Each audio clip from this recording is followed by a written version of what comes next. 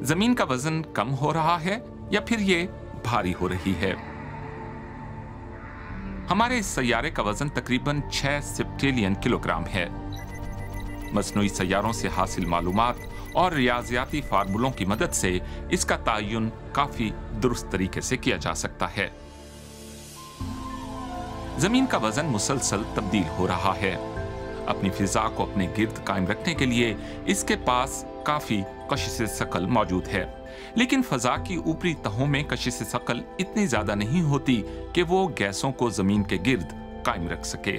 इसी सबब हल्के अनासिर जैसे हाइड्रोजन और हीलियम जमीन की ऊपरी फिजा से निकलकर बैरूनी खला में चले जाते हैं।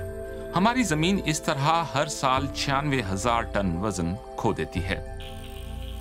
तापकार मादों से तापकारी का इखराज भी हमारे सैयारे के वजन में कमी का बाइस बनता है।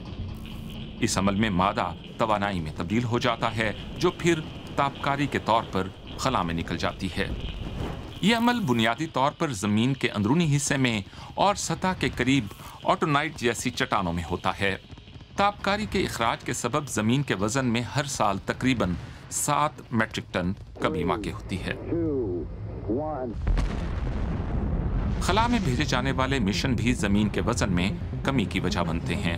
हम रॉकेट्स के जरिए सैटेलाइट और दीगर जदीद आलात जमीनी मदार में या इससे भी दूर भेजते रहते हैं, और ये तमाम हाईटेक चीजें जमीन पर मौजूद मवाद से बनती हैं।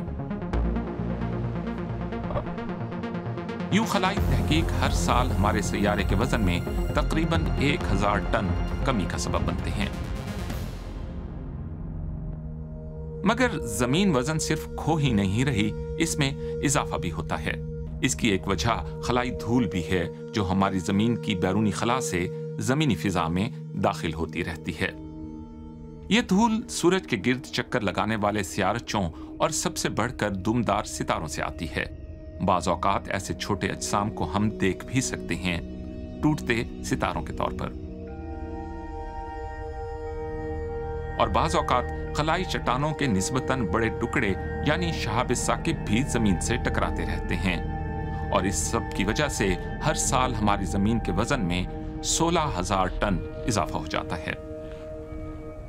तो अगर इस सब का हिसाब किताब किया जाए तो हर साल मजमूई तौर पर हमारी जमीन का वजन 81,000 टन कम हो रहा है। मगर यह सालाना कमी जमीन के मजमूई वजन के 1% का भी एक छोटा सा हिस्सा बनती है, यानी ना होने के बराबर।